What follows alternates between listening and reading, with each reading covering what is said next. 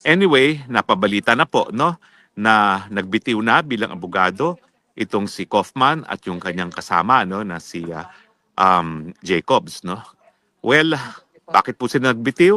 Kasi po natapos na yung kontrata nila, no. Pwede ngang ma-renew yan, pero syempre ang kliyente ay nagdesisyon na susubok naman sila ng ibang legal team. Ganyan naman po talaga ang pagiging abogado, no. You serve at the pleasure of the client.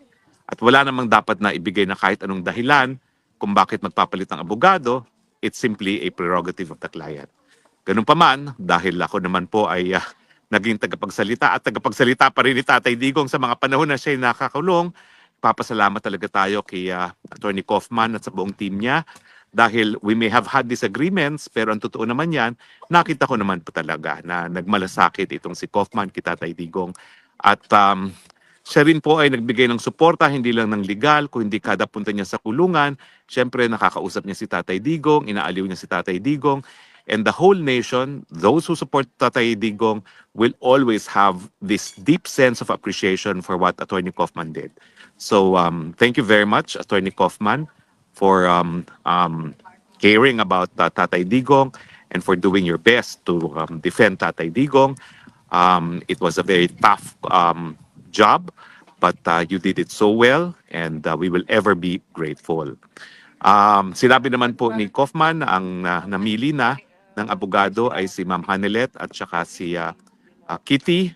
I do know na ang napili nila is a very, very capable lawyer like Attorney Kaufman. Ang maganda dito sa napili, meron talaga siyang record of having won cases, no, in international tribunals, including a very celebrated case in the ICC, no. And we're hoping na dahil nga sa kanyang track record, makakatulong na mapauwi na si Tatay Digong at the soonest time possible, no. Anyway, the announcement will be made, I think, by the family kung sino ito. And I can only tell you, no, na very, very competent, very, very successful defense counsel in international tribunals ang papalit kay Tatay Digong. Itong papalit po talaga, makakatulog ako na mabuti that they're doing the very best to bring Tatay Digong home. Anyway, ang importante po ngayon ay paghandaan natin itong darating na paglilitis ni Tatay Digong. Matatagalan po talaga ang paglilitis, no? Ang pinakamabilis po na nalitis ng ICC ay 1 taon dahil umamin ang akusado, pero ang average time niya ay 10 taon. Hindi ko naman po sinasabi na mapapaaga ang buhay ni Tatay Digong, pero sa tingin ko naman po ay God will give him a very long life, so much so na makakauwi si Tatay Digong sa Davao, no? At nakakapiling nating lahat.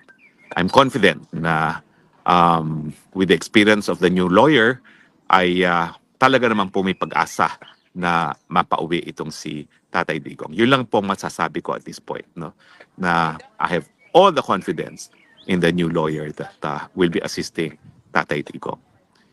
Ang importante po ngayon ay malaman natin na bago po magsimula ang trial ni Tatay Digong, kinakailangan munang matapos yung apila.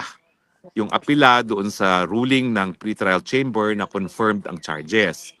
Now, ang naging apila naman ni Attorney Kaufman ay wala daw legal na basihan yung pag-finding ng sufficient evidence para magtuloy sa trial dahil na-dispute naman daw nila doon sa confirmation of charges ang lahat ng sinasabing ebidensya lamang kay Tatay Digong.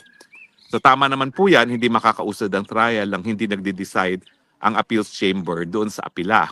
Ang medyo pangamba ko, sino ngayon ang gagawa ng apilang yan? Ngayong nag-withdraw na ito si Attorney Kaufman, no? Pwede naman gawin ng bagong abogado yung apila on the confirmation of charges, kaya lang syempre, mas gamay ni Attorney Kaufman kung ano yung mga basihan na umaapila sila na walang sapat na ebidensya. So ang aking pinagdarasal, sana tapusin muna ni Attorney Kaufman yung pleading, no, ng pag-aapila kasi siya naman ang nag-argue sa confirmation of charges. Pwedeng gawin ng bagong lawyer pero syempre mas gamay ni Attorney Kaufman kung ano yung mga ebidensya na sinabi niya na hindi sapat, no, para magpatuloy sa trial.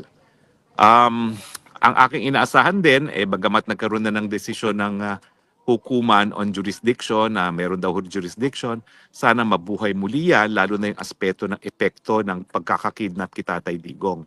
Meron na po kasi tayong informante na po pwedeng tumistigo, na ang sabi niya, pinagbigay alam daw ni dating Chief Justice Bersamin at yung dating head ng Transnational Crimes na ngayon na LTO chief na mali yung proseso na gagawin nila kay Tatay Digong na isasakay na lang sa eroplano at dadalhin sa The Hague. So ibig sabihin, nagbigay po na talaga ng warning ang isang dating Chief Justice at yung head mismo ng Transnational Crimes Desk na hindi po pwede idiretso si Tatay Digong sa Hague na kinakailangang iharap muna sa lokal na hukuman. Pero itong testigo pong ito ay nagsabi, kaharap siya. Ang sabi daw ni Marcos Jr. ay ibangag, hindi, isakay na yan, isakay na yan, isakay na yan. At kaya naman napilitan silang isakay. No? Sana ang bagong abogado ni Tatay Digong ay magkaroon ng pagkakataon para magkaroon ng panayam dito sa testigong ito at mapresenta ito sa hukuman para maging basihan na i-examine ng hukuman kung tama bang magpatuloy ang jurisdiction ng korte gayong kidnapping talaga ang nangyari. Hindi kasi masyado nabigyan ng emphasis ni Atty. Kaufman itong isyong ito, no? At naintindihan ko naman kung bakit. Kasi ang posisyon ng hukuman, ng ICC, wala silang pakialam kung paano nakuha ang pagkatao ng isang akusado. Ang importante ay mabigyan siya ng patas na trial. Pero sa tingin ko, dahil nga po sa karapatang pantao, kapag ang jurisdiksyon sa pagkatao ay nakuha dahil sa isang illegal na pamamaraan gaya ng kidnapping, dapat mawala ang jurisdiction ng hukuman, sabihin na natin meron kang jurisdiction.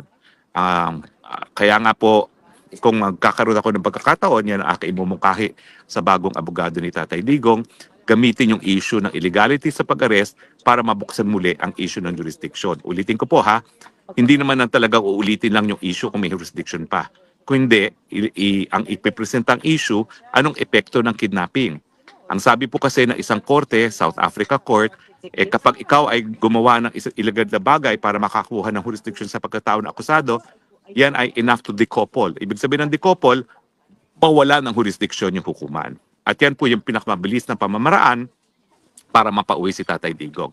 Hindi nga lang talaga tinanggap yan ni Atty. Kaufman. Yan yung sinasabi niyang crazy idea no, na domestic legal remedy.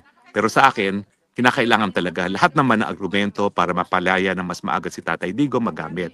At dahil meron namang fresh start, kung ano man yung hindi nagustuhan ni Kaufman sa akin, sana ay hindi naman maging dahilan para maging balakid na makonsidera yung aking mga proposal na posible naman na mapabilis ang pag-uuwi kay Tatay Digong. So anyway, maraming salamat po sa inyong patuloy na pagtangkilik. I can assure you po no, na talagang we have all the reasons to be thankful to Attorney Kaufman. Attorney Kaufman, if you're watching, we've had our differences, but as a person who truly cares for Tatay Digong, I know you did your best and our deepest appreciation. I wish you the best in your future endeavors and thank you again from a very grateful person. I speak this time as a spokesperson of the supporters of Tatay Digong. Thank you for for a very well done job. And welcome to the new lawyer. As I said, I have full trust and confidence that we have the best legal representation that there is right now, and we're hoping that you will bring home our Tatay Digong at the soonest time possible. Salamat po sa inyong patuloy na pagtangkilik. Ito po ang inyong spokes ng bayan nagsasabi, I love you Philippines. You're the only country that I have. You're the only country that I will love. God bless the Philippines.